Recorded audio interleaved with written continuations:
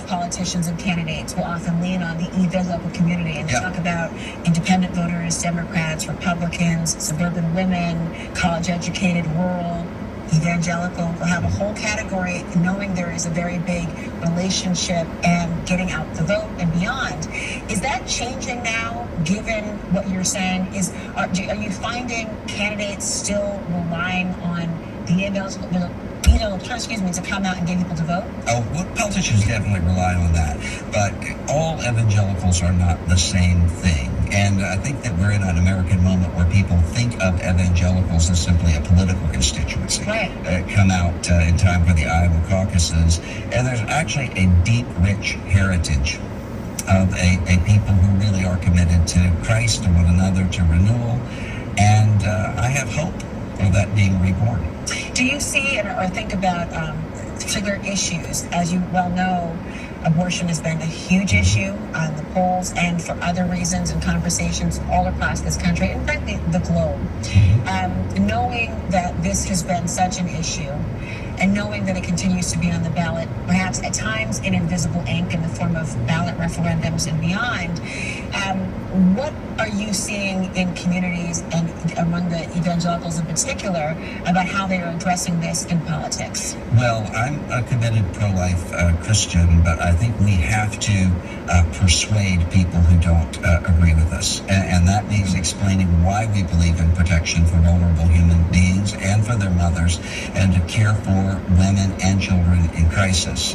We have to not simply deal on the legal front, although I think we should do that on the political front, but also in terms of hearts and minds. Really fascinating conversation. I'm looking forward to reading your book. It's called Losing Our Religion, an Altar Call for Evangelical America. Really fascinating to think about, is there no sacred space? And politics infuses every and any little thing and every big thing as well. Thank you for tonight. Thank you. Really important. Russell Moore, thank you, everyone. And that's it for me, everyone. Sarah Seidner in her illustrious, beautiful volume hair picks it up right now for CNN Tonight. Hey, sis. Laura, you forgot to ask the one big question. What will Jesus do? What would Jesus do? Man, where is my bracelet? Oh. Sarah Seidner. I took off the Apple Watch and then I forgot everything. It's all good.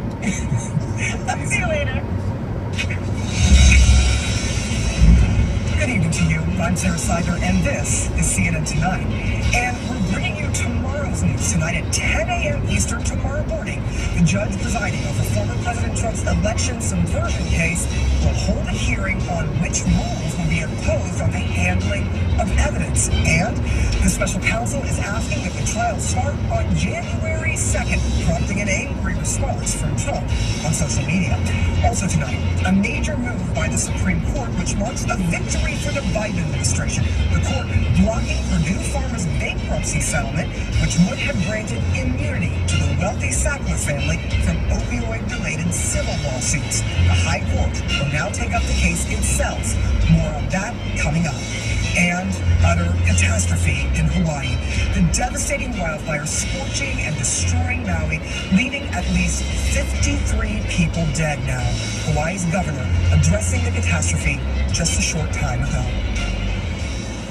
What we've seen today has been catastrophic, but we tell you there is going to be a team effort to bring our state back. What we saw was likely the largest natural disaster in Hawaii's state history.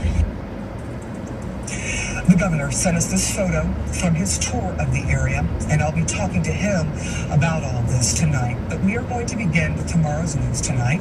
Tomorrow morning at 10 a.m. in Washington, D.C., Judge Tanya Chutkan, the judge overseeing Trump's January 6th case, will hold a hearing on the scope of the protective order. That order will set the rules for the handling of evidence in this case. Let's get right now to CNN Senior Crime and Justice reporter Caitlin Polantz and former Trump White House lawyer James Schultz. Thank you both for being here. Caitlin, let's start with you. Former President Trump, not required to be there at tomorrow's hearing, we understand, but what are you expecting to hear from the judge in this case?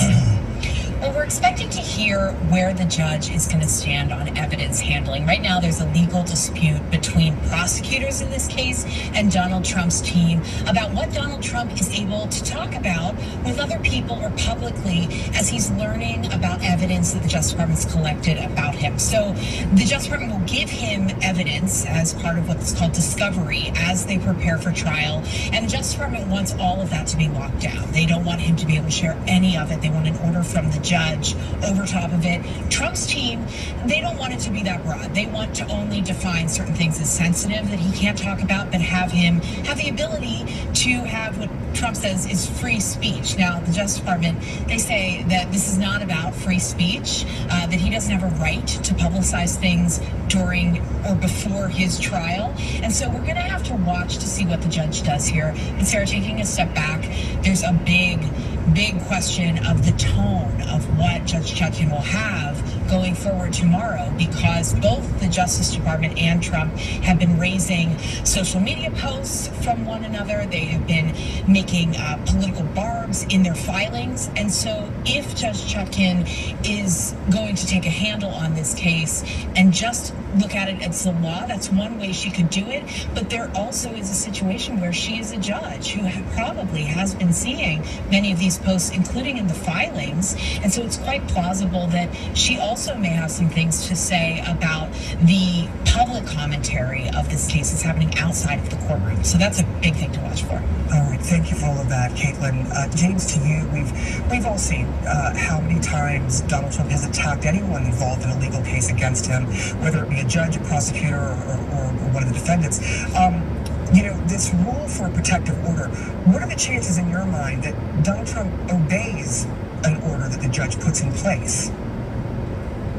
Well, he's known to test the limits, right? That's what he does. So I wouldn't expect anything different in this instance. I think his lawyers will be hailed back into court probably on numerous occasions, because he's going to want to exercise that, what he calls a free speech right, to bang away in terms of, attacking the prosecution, attacking their case, and doing that all in the public domain, no doubt about it. So I do think that the judge is going to be very thoughtful about this. I do think she's going to be very strong with both sides on this, and make sure, and we'll want to make sure, first and foremost, that witnesses are protected, right? That the witnesses don't feel threatened, that witnesses don't feel intimidated, that none of that is going on. That's going to be in the forefront. Also protecting the evidence, right? There's going to be things that I imagine the defense is going to want the grand jury testimony in this. The prosecution is not going to want that to be public in any way, shape, or form. They're going to protect that sensitive information, and I think the judge is going to fall on the side of the prosecution on those issues. The broadness of just asking that everything's going to be deemed sensitive and everything's going to be off limits, I don't think she'll go that far, because you do have somebody running for president, but I do think she's going to want to protect the sensitive information and the witnesses first and foremost. James, you talked about Donald Trump, sort of pushing the limits. When a judge makes a ruling, there is a very clear limit, generally speaking.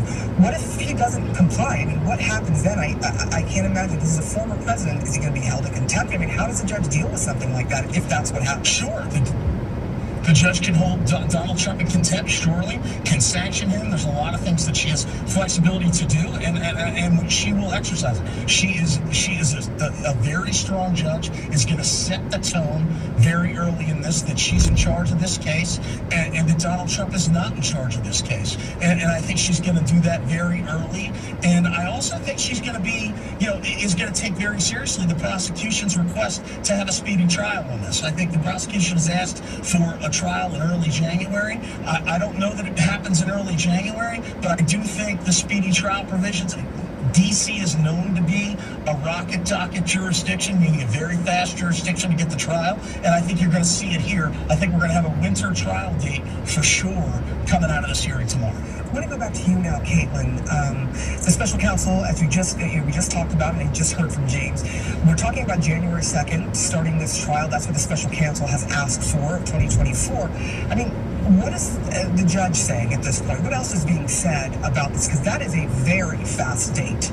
Yeah, so the judge hasn't weighed in on the trial date proposal from the Justice Department yet, and she won't. We don't expect her to tomorrow because the Trump team still has some time before they can respond and make their asks for a trial date. However, we have heard her talk about timing before, just in the little orders she's put in the docket, in that she has moved things along very quickly to get to this hearing that we're having tomorrow about the evidence. And that hearing is not a standalone hearing about evidence handling a protective order. It's a hearing that sort of works back in time from the trial date. They have to have some sort of order governing the evidence in this case before the Justice Department can give it to Trump's team so everybody can get moving towards the trial. And so the sooner they get that done, the quicker they can set the trial date. And so they got to get something set tomorrow. And Judge Chutkan was not letting this drag out. She really wanted to have this hearing this week. Trump's team even tried to put it off until next week. That's not going to be the case. And so we're going to watch tomorrow to see how quickly things will get moving, particularly with this first order that just sets up the framework of everybody's next steps to get evidence, look at it, prepare for trial. Now to you, James. I mean, you hear this date, January 2nd, and by many people's estimation, many attorneys I've also spoken with, that is a very fast turnaround for the defendant. Is there any realistic chance that the special prosecutor's request for the January 2nd date, that the judge actually goes for that? Like I said earlier, I think we end up with a winter trial date. I don't think it's early January, but I do think she's going to put them on a strict motion schedule. I mean, the motion schedule you saw there was proposed motion schedule was early November. I think you're going to see motions in December, January, and then probably a trial date sometime in February. But this is going to be a motion intensive matter. I think there are going to be a number of issues that the defense is going to raise in terms of the grand jury. They're going to want to make sure that it was charged appropriately, and if they have an argument there, they're going to make that argument. They're going to address the First Amendment issue. I know we've heard a lot about that. That's something they're going to raise. I'm not sure it's a real strong motion for them, but nonetheless going to raise it. I'm sure there's going to be privilege issues that are raised again, because just because they were addressed at the grand jury level does not mean that carries over into this case. So I think you're going to see some of that. That's all going to take a lot of time, and this judge is probably going to write on those issues. James, Caitlin, thank you so much for your insight on this, and we will be sticking with you and coming back to you when we get more information. Appreciate you both. Thank you. Now we're going to bring in Nick Ackerman, the former assistant special Watergate prosecutor. He has an opinion piece in the New York Times arguing against televising Donald Trump's upcoming trials. Nick, thank you for being here. You say in your piece, and here's the line that really struck me, that it is one thing to testify in a public courtroom. It is a whole different level of public exposure to testify before the entire world on television. A witness who is named and pictured on television becomes a sitting duck for any Trump partisan intent on seeking retribution. It sounds like you are comparing these possible cases to what someone might say would happen in a mob trial. Is that what you're intending here? Oh, absolutely. This is exactly the same danger that witnesses I have in mob trials experienced. And this is even worse, because if this is televised all over the world, look what just happened in Provo, Idaho, with one individual who was targeting Joe Biden, targeting the DA in Manhattan, and others. And then you also have that incident right after the search warrant was executed on Mar-a-Lago, where an individual, a Trump partisan, went out to Cincinnati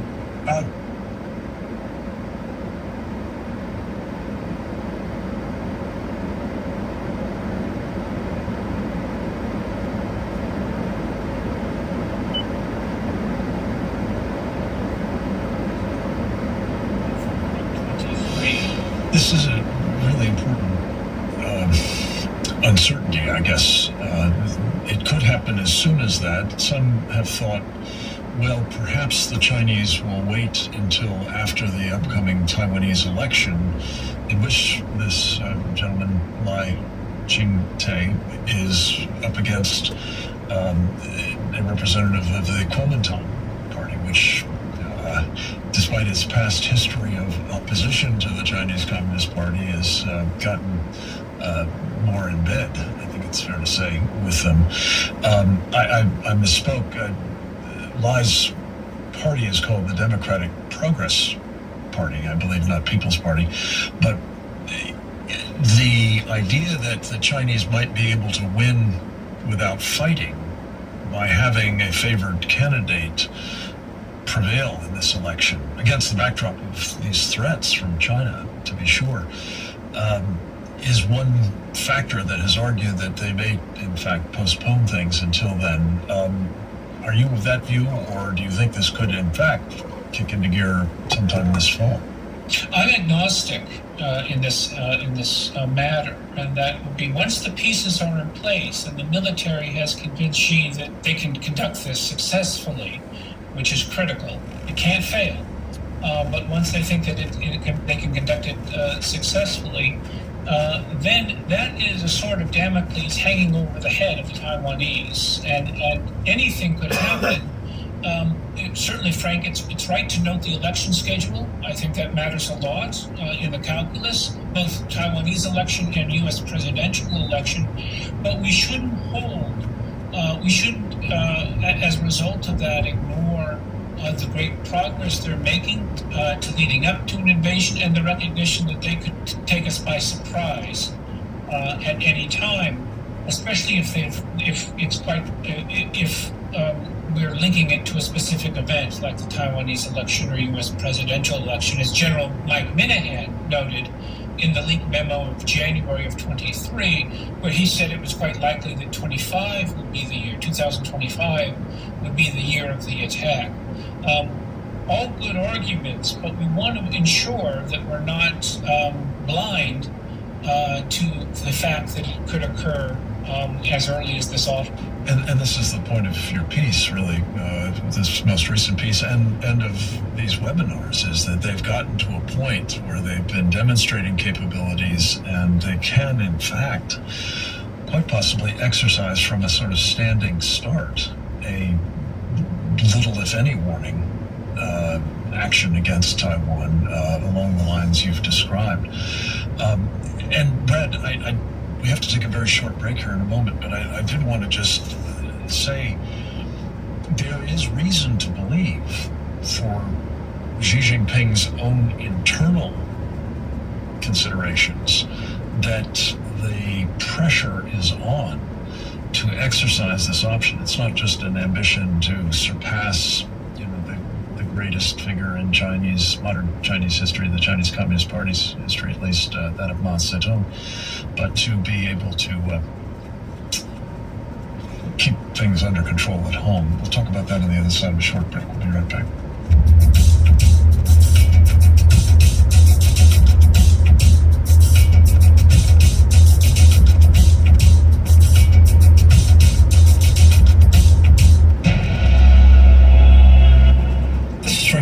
Secure Freedom Minute. President Biden signed yesterday an executive order that is supposed to restrict U.S. investment in Chinese artificial intelligence and other high-tech fields relevant to the PRC's ominous military buildup. Unfortunately, Mr. Biden is trying to close the proverbial barn door a decade after he personally let the horse out. A timely Committee on the Present Danger China webinar on Tuesday documented that in 2013, Vice President Joe Biden engineered a sweetheart deal giving Chinese communist companies privileged access to American capital markets. The CCP thereafter garnered an estimated $3 to $6 trillion from mostly unwitting U.S. investors to gain, among other things, decisive technological advantages with profound commercial as well as national security implications.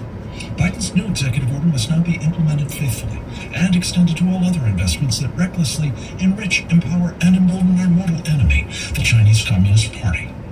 This is Frank Gaffney.